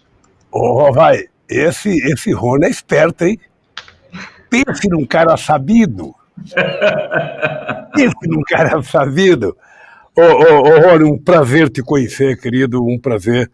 E que você continue com essa força, sabe, com essa disposição de falar e de brigar pelas coisas no Brasil, que a gente vai conseguir vencer. Olha, primeiro, ser esperança é sempre muito complicado, porque toda vez que você deita a cabeça no travesseiro, você deita a cabeça no travesseiro sabendo que tem muita gente, sabe, depositando nas tuas costas e na tua cabeça, sabe, a esperança do que vai acontecer de melhor nesse país. Eu já vivi isso como presidente do sindicato, já vivi isso na presidência, e, na verdade, é uma coisa que eu gosto porque significa que é uma interação entre um político e o seu povo, ou seja, quando as pessoas acreditam, fica mais fácil a gente trabalhar, fica mais fácil a gente conseguir executar, porque eu sempre digo, Rony, que tudo que eu consegui fazer no Brasil não foi pela minha inteligência, não foi um mérito pessoal meu, é pela crença desse povo que me deu força e teve paciência para que a gente pudesse fazer todas as coisas que nós fizemos no Brasil. Olha, então, é gratificante você saber que as pessoas têm esperança nesse país. Esses dias eu fui lá com o Padre Júlio e uma mulher pediu para falar e começou a chorar e ela falava: Lula, volta a ser presidente porque eu quero comer, volta a ser presidente porque eu quero não sei das quantas, eu quero não sei das quantas. Isso aumenta a tua responsabilidade e aumenta o compromisso de que você não pode brincar com esse povo, você não pode mentir para ele, você não pode errar. Então é mais difícil. Mas eu queria te dizer que primeiro, a gente tem que ter certeza que é possível consertar. Rony, é possível consertar o país. Quando eu ganhei as eleições em 82, Rony, você deveria ser muito novo, mas naquele tempo o pessoal dizia que o Brasil estava quebrado, que o Brasil não tinha jeito, que o Lula não ia conseguir governar o Brasil. E eu, desde o tempo que eu fui presidente do sindicato, Rovai, eu nunca gostei de fazer aquela pauta de reivindicação. Sabe aqueles gritos no caminhão? É 83% ou nada, é 90% ou nada. Eu nunca fui assim. Porque eu sempre fui muito comedido, sabe, para conquistar aquilo que eu queria. Então, quando eu ganhei as eleições, você está lembrado no discurso que eu fiz na Avenida Paulista, eu fiz um discurso em que eu disse: se ao terminar o meu mandato, todos os brasileiros estiverem tomando café, almoçando e jantando, eu já terei cumprido a missão da minha vida. E eu falei isso porque eu sei que o povo precisa muito mais coisa. Mas eu sentia na minha barriga o que é a fome. Não foram poucos os dias em que na minha casa a gente ia dormir sem ter o que comer, e a minha mãe nunca lamentava, ela sempre falava: amanhã vai ter, amanhã vai ter. Bom, o que aconteceu? Nós fomos para o governo tinha uma situação difícil, o Brasil estava com problema de pagar suas importações, o Brasil devia 30 bilhões ao FMI, e nós fomos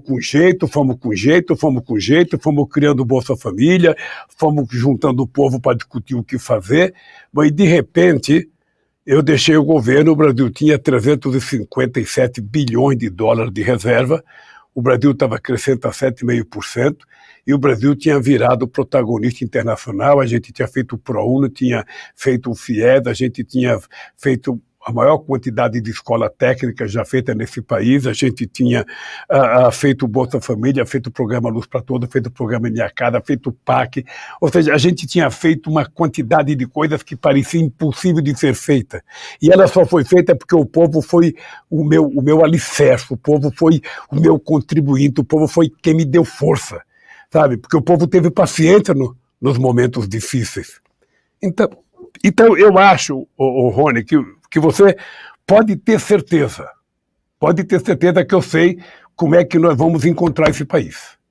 Mas quem for candidato a presidente, ganhar as eleições, só vai consertar se essa pessoa acreditar no povo. E se essa pessoa botar na cabeça que o povo pobre não é o problema do Brasil. O povo pobre é a solução, na medida em que você inclua ele no orçamento e torne ele de um cidadão passivo na economia para um cidadão ativo. Aquele cara que trabalha, aquele cara que recebe um salário, aquele cara que consome, aquele cara que consegue fazer a roda da economia girar. E é por isso que nós geramos 22 milhões de empregos nesse país. Empregos formais. Empregos formais, não era emprego de carteira amarela que o cara não tem nenhum direito, ou emprego e aplicativo que o cidadão não tem nenhum direito. Era emprego e o cara tinha direito. É por isso que nós fizemos a indústria naval sair de 3 mil trabalhadores para 79, 82 mil trabalhadores. É por isso que a Petrobras se transformou numa das segundas empresas petroleiras do mundo. Sabe? Então, é possível, Rony. O que eu posso te garantir é que é possível. E eu não vou fazer sozinho, o PT não vai fazer sozinho, quem ganhar não vai fazer sozinho. Só é possível fazer se o povo estiver junto com a gente. Se o povo acreditar nas palavras que a gente falar e o povo dizer: vamos lá, companheiro, que nós vamos construir e recuperar o Brasil para nós. Nós queremos voltar a ter esperança, nós queremos voltar a ser felizes, nós queremos voltar a sorrir, nós queremos fazer tudo o que nós temos direito. Se a gente tiver com essa cabeça, a gente consegue fazer. Eu, sinceramente, quero te dizer sabe, que eu estou muito preparado para enfrentar essa batalha. Muito, muito, muito preparado. Sabe? Não vou perder meu tempo, sabe, tentando me vingar de alguém, não. Não vou perder meu tempo. Sabe, esse negócio de Moro, esse negócio da minha prisão, sabe, eu quando estava preso, Rony, eu falava, puxa vida, eu estou preso, mas eu estou tomando café e almoçando, e milhões de brasileiros em liberdade, sabe, que não tem pão para comer, que não tem um pedaço de carne para comer, que não tem um pouco de feijão para comer. Essa gente, embora esteja em liberdade, está presa. Está presa, essa gente não tem liberdade para nada. Sabe? Então, meu caro companheiro, eu vi tua cara muito animado, muito forte, robusta, sabe? Se prepare, Rony, coloque mais energia nas suas palavras para levantar a moral do seu povo aí em Goiás e Tocantins, para tornar o seu blog muito mais forte, para que a gente possa fazer a virada que o Brasil precisa. Muita gente falando aqui também do Thiago dos Reis, do Plantão Brasil, quero mandar um abraço para ele. Dri, você tem uma pergunta, né? Pergunta de muitos internautas. Então, tem várias pessoas aqui querendo saber da reforma administrativa, inclusive porque tem aqui até um superchat de que os servidores estão muito preocupados. Então, eu queria que o senhor desse umas palavras, né, explicasse opinião sobre essa reforma administrativa que o governo Bolsonaro quer passar. Se o senhor vai revertê-la, se não vai, um pouco isso, né? Há um problema, Odri e Rovai, que o povo tem que perceber. A gente fica xingando o Rovai, a gente fica xingando o Bolsonaro, mas a coisa está acontecendo na Câmara e no Senado. Então é importante que o povo se dê conta de que ele precisa conversar com os deputados, de que ele tem que conversar com os senadores. Os senadores todos têm casa em Brasília. Os deputados todos moram em Brasília. É preciso procurar esse deputado para conversar e dizer que reforma administrativa que vocês querem. O Bolsonaro acabou de fazer uma reforma administrativa para dar aumento de salário para ele próprio, para dar aumento de salário para algumas outras pessoas, e o povo pobre dos escalões mais baixos do setor público é que vai pagar o preço. Eu acho uma coisa engraçada os caras fazerem reforma. Por que não chamam os sindicatos para debater? Por que não colocam os sindicatos na mesa junto com os deputados, cria uma comissão e vamos discutir com a sociedade? A reforma não é de interesse de deputado. A reforma não é de interesse de quem? A reforma tem que ser de interesse da sociedade. Então, é importante que os sindicatos façam pressão para sentar numa mesa de negociação e saber que diabo de reforma é essa. Que vocês vão tentar jogar a culpa nos gastos do Estado, dos funcionários. É importante saber que se esse país quiser melhorar a educação, tem que contratar mais gente. Se ele quiser melhorar a saúde, vai ter que contratar mais gente. Se ele quiser melhorar o atendimento à população, vai ter que contratar mais gente. Então, antes de fazer a reforma, chama as pessoas para conversar, cria uma mesa de negociação. Quando eu era presidente, Rovai, eu tinha uma mesa de negociação que envolvia 10 ministros, para conversar com o movimento social. É assim que você faz. Então, vocês não podem deixar a Câmara e o Senado fazer isso sem que debata com vocês, companheiros. Sabe? Essa gente depende do trabalho de vocês. Então, é importante saber, enquanto o Bolsonaro fica fazendo os fake news mentirosos dele, falando as bobagens dele, o presidente da Câmara e o Guedes vão desmontando o Brasil. Sabe, então agora a gente tem que pressionar o Senado para não permitir, sabe, que passe a reforma da Eletrobras. Sabe, agora a gente tem que começar a fazer pressão para não deixar acontecer a reforma administrativa, para não vender a Petrobras, mas isso a gente tem que ir diretamente nos deputados. E é importante que vocês reivindiquem para vocês uma mesa de negociação. Que os deputados que estão convencidos que tem que fazer a reforma administrativa sentem com vocês, discutam com vocês, para que vocês possam mostrar a visão que o povo tem.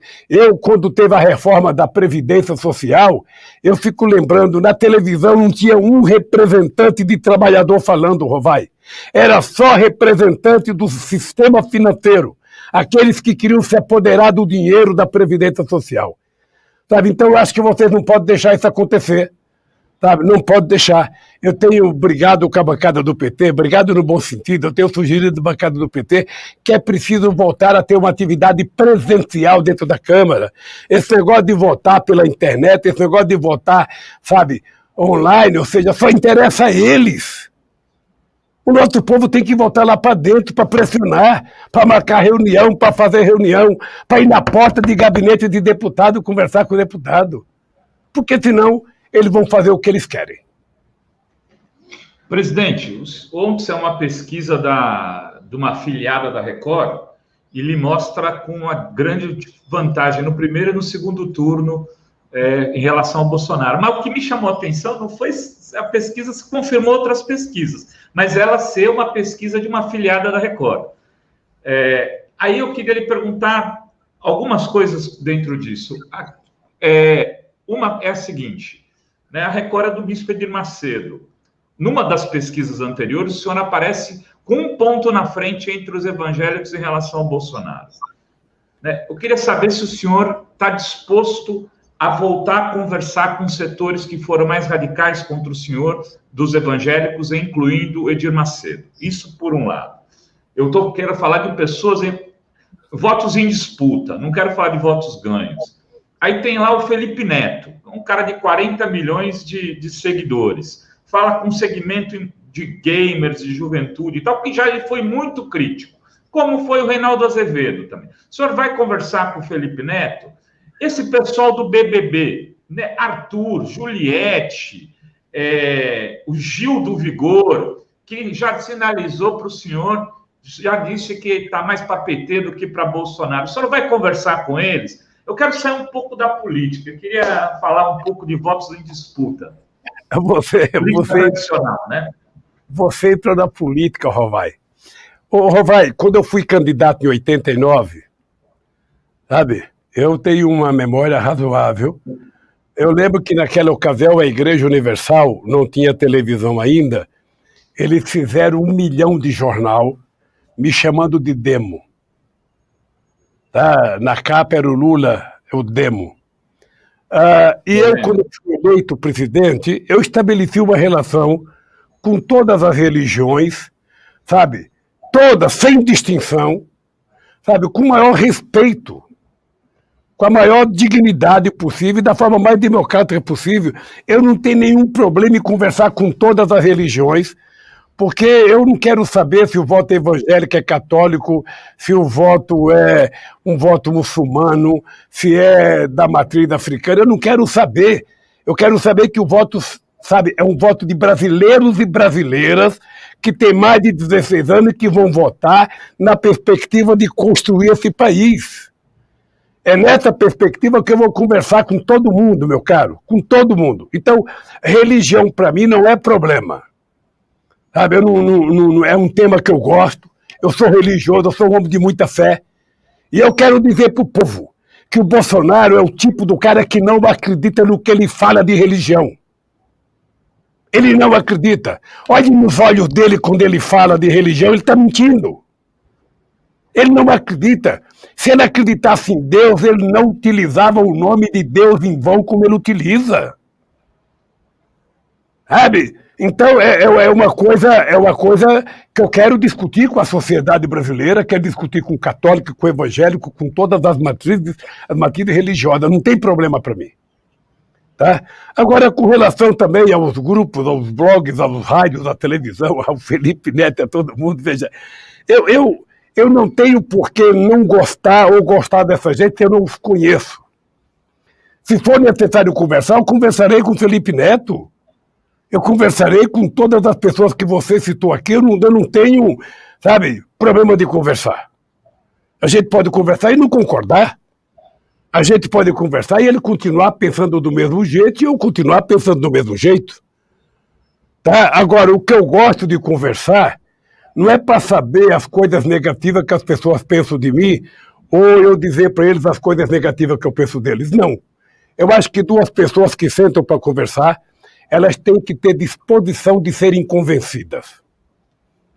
As pessoas não têm que terem medo de serem convencidas. Porque tem gente que não conversa porque não quer ser convencido. Aí eu não vou conversar porque o cara vai me convencer. Ah, aquele tal de Lula é bom de bico, ele vai me convencer. Ou se ele me convencer, né, Lula? Você convence mesmo. É bom de bico, ele vai me convencer, não.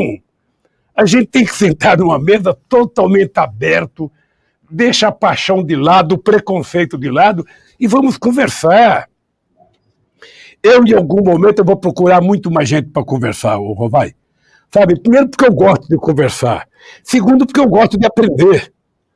Sabe? Eu gostaria de saber como é que um menino como esse Felipe Neto tem 42 milhões de seguidores, não tem 40 anos, eu já tenho 75, ninguém me segue. Sabe? Eu quero saber como é que alguém é tão seguido assim. Quem sabe ele me deu uma aula e eu vou arrumar um pouquinho de gente para me seguir. Ultimamente nem minha assessoria está me seguindo, rapaz. Lula, estamos chegando ao final da entrevista, eu quero respeitar o conversar, eu gosto de conversar porque eu gosto de aprender. Claro. Sabe? Muito bom. Você percebe que eu tenho as orelhas um pouco caídas, sabe? É de tanto ouvir. Hoje eu estou falando um pouco demais, mas é de tanto ouvir, porque eu gosto de ouvir, eu gosto de aprender, sabe? Eu gosto de anotar as coisas que as pessoas me perguntam, porque toda vez que as pessoas perguntam para mim, eu falo, eu sou uma metamorfose ambulante. Eu não sou um cara, Lula, mas antigamente você pensava assim, antigamente, mas agora eu não estou mais antigamente. Pô. Agora eu estou aqui, no presente, eu mudo de opinião. Eu posso gostar de coisa que eu não gostava. Só tem uma coisa que eu não vou deixar de ser, é corintiano. Sabe? Isso é um problema. E veja que coisa, quando eu encontrei com o Pelé, falei, Pelé, você é uma das figuras esportivas que eu mais amo, que eu mais... Sabe? Mas, pô, você não sabe o quanto eu te xingava quando você triturava o meu Corinthians durante tantos anos sem deixar a gente ganhar o jogo do Corinthians. Mas no resto, meu caro, eu sou um homem aberto, Rovai. Você pode ter certeza, Rovai, que não tem ninguém nesse país, ninguém, que tenha a disposição que eu tenho de conversar com Deus e todo mundo. Eu vou te dizer uma coisa, Rovai, que é a mais pura verdade.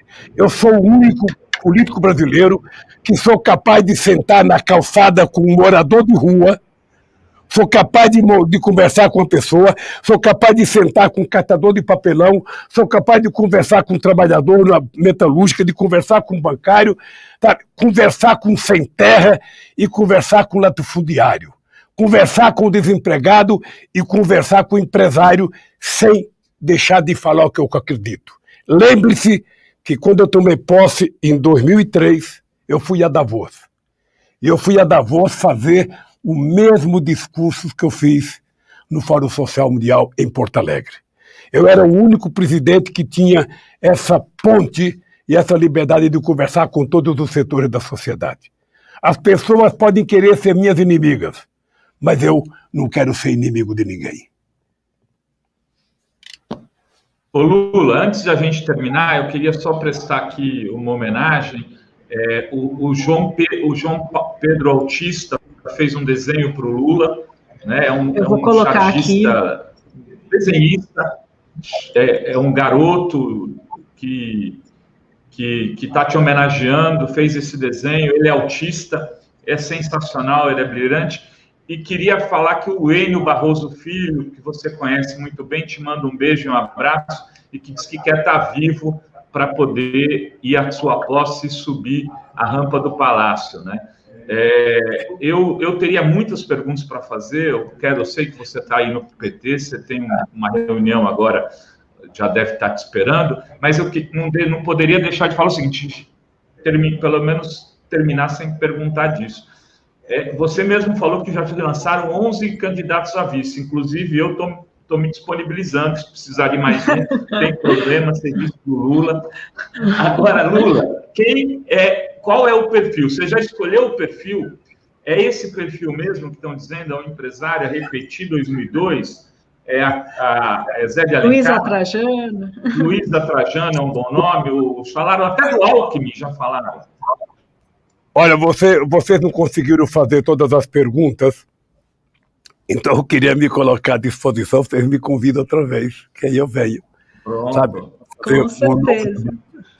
O Rovai, veja, o vice que um candidato deve escolher é alguém que vai complementar alguma coisa que pode faltar ao candidato titular. Você não pode ter com o mesmo perfil, da mesma origem social, sabe? Você não pode, porque aí não soma muita coisa. Sabe? Então a perspectiva é você tentar encontrar um cara, sabe, que primeiro não seja do teu partido, que seja um cara que tenha afinidades ideológicas, sabe, com você, mas ele representa um outro pensamento da sociedade e que vem te ajudar. Esse é o vice. Vai ser muito difícil encontrar um Zé Alencar. Vai ser muito difícil encontrar o Zé Alencar, porque o Zé Alencar, a convivência dele comigo é uma coisa que eu vou carregar pro resto da vida, porque ali era 90 quilos de decência, de ética, de honestidade e de lealdade, e muitas toneladas de inteligência. Poucas vezes eu vi uma pessoa com a inteligência do meu querido companheiro Zé Alencar. Então, eu sinceramente não sei se no Brasil tem outro Zé Alencar, mas você pode ficar certo que eu não vou deixar de procurar, se eu for candidato, uma pessoa com o perfil, sabe, dele para conversar com outro segmento da sociedade, porque a experiência minha e do Zé Alencar foi uma experiência muito exitosa, e eu acho que o Brasil precisaria disso. Portanto, querido, fique à vontade, eu não devo ter feito várias perguntas, alguma coisa que você quiser destacar, a palavra é sua. Eu só quero dizer para você uma coisa, Rovai, que é o seguinte, olha, se eu decidir ser candidato, eu vou tentar, primeiro, construir um programa diferente. Eu vou tentar repetir as dezenas de conferências que eu fiz quando eu era presidente. Eu fiz 74 conferências para decidir políticas públicas nesse país. A minha ideia é que a gente precisa começar a fazer as conferências para discutir política de desenvolvimento, política econômica, política de droga, política de segurança, sabe? Porque muitas vezes a gente junta os especialistas e muitas vezes os especialistas têm muito conhecimento teórico que quando você coloca na prática, certamente não funciona. Sabe? Então, eu lembro de uma vez que eu conversei com o Bush, olha que chique, eu conversei com o Bush em Camp David sobre a questão da política de combate à droga dele. Sabe, que tinha um gasto não sei quantos bilhões na Colômbia, não sei quantos bilhões na Bolívia. Eu dizia, Bush, o problema é que vocês estão tratando a questão do combate à droga como se fosse uma questão militar. E não é uma questão militar. No caso desses países como a Bolívia, que aquelas pessoas plantam pequenas plantações de coca, sabe, aquilo ele planta para sobreviver. Se tivesse uma outra coisa para ele fazer, sabe, não é tentar tocar fogo, é tentar dar a ele uma coisa que ele pudesse produzir o ano inteiro e cuidar da sua família, e que rendesse, sabe, o necessário. Por que a gente não faz isso? Você faz um convênio, vamos plantar outras coisas, vamos plantar tomate, plantar pepino, plantar uva, plantar, sabe, o que você quiser, pêssego, vamos plantar o que quiser, e a gente compra deles. Quando eles se sentirem que eles têm garantia do que produzir e vão ter um salário para sobreviver, por que eles vão plantar droga? Sabe, então, sabe, é preciso repensar, e eu acho que a sociedade sabe mais do que nós. Então eu quero ver se eu retomo a construção de centenas de conferências para que a gente possa produzir o que a sociedade quer de verdade. Porque eu acho, Rovai, eu vou terminar dizendo isso, eu acho que uma coisa sagrada para nós é o seguinte: tratar de segurança, tratar de droga, nós temos que ter consciência que enquanto o Estado não estiver ocupando o seu papel na sociedade, ele não vai conseguir cuidar disso. Porque o Estado tem que estar presente, oferecendo oportunidade de emprego, oferecendo oportunidade de lazer, oferecendo oportunidade de saúde, oferecendo oportunidade de educação, de cultura. Sabe? O Estado tem que estar ali perto da comunidade, oferecendo o direito de ir e vir para as pessoas. Enquanto o Estado estiver afastado, o Estado está facilitando a violência, está facilitando o trânsito de droga, e isso eu quero discutir com a sociedade. Sabe? A sociedade tem que aprender o seguinte: somos nós, a sociedade brasileira, agindo, trabalhando, participando, e não uma sociedade passiva que vai consertar esse país.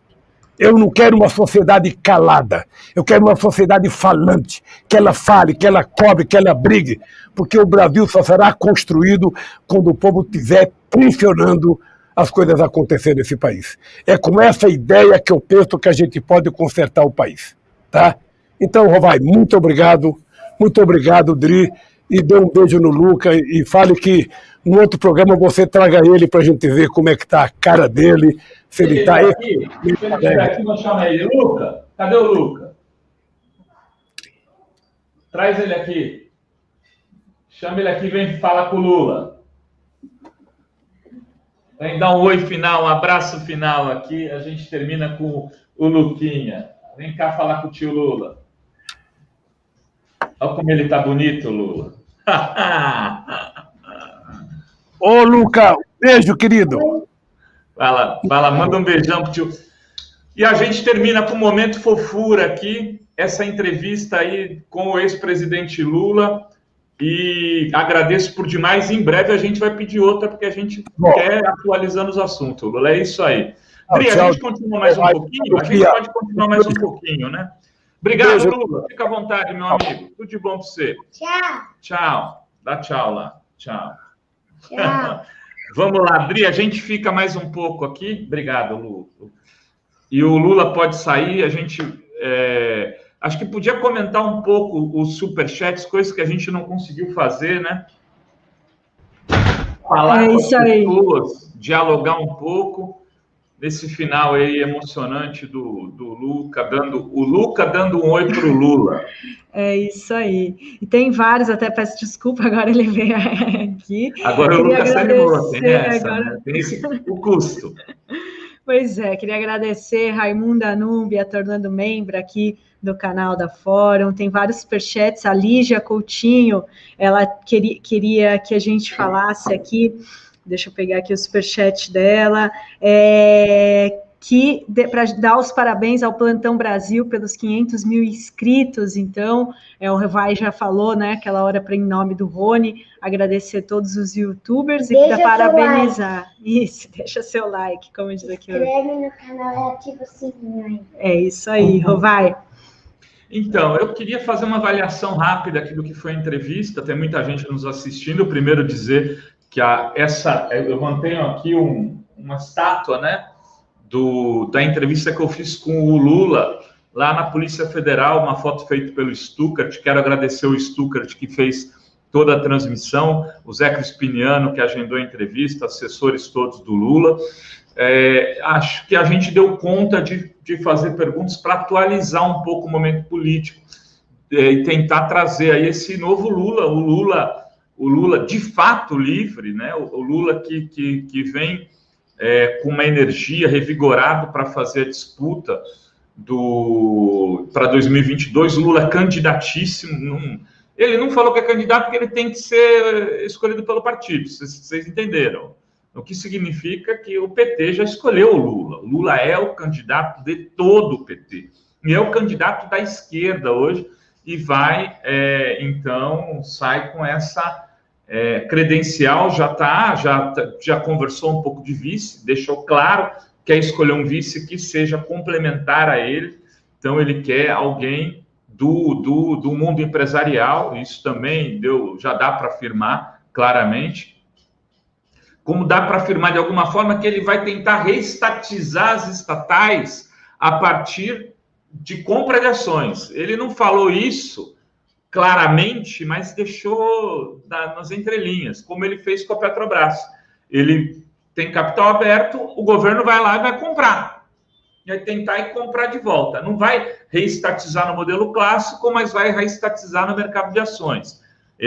Falou da reforma administrativa, ou seja, chamou os funcionários públicos a pressionarem o Senado, porque depois que passa, fica difícil.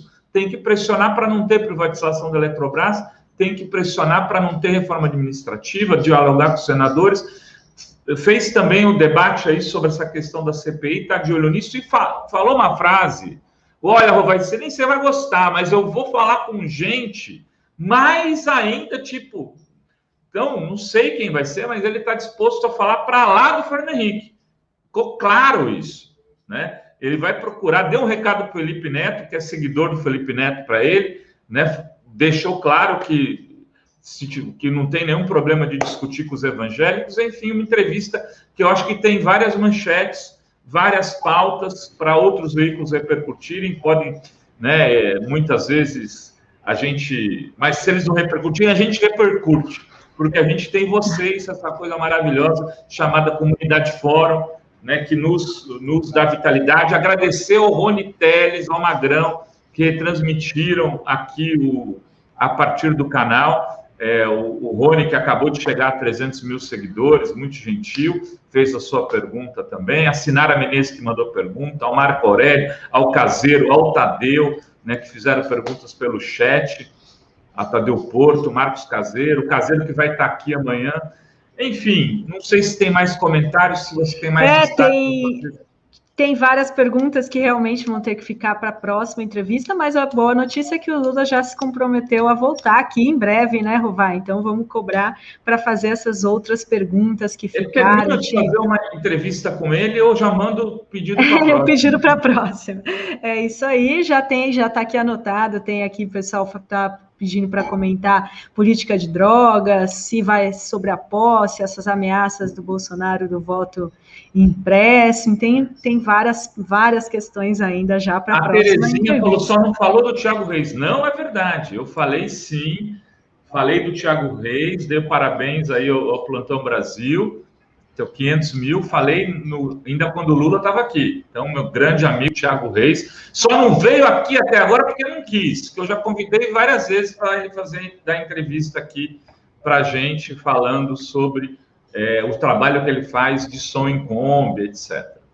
É isso aí, parabéns para o Thiago Reis, Plantão Brasil, a gente também parabeniza aqui os 500 mil.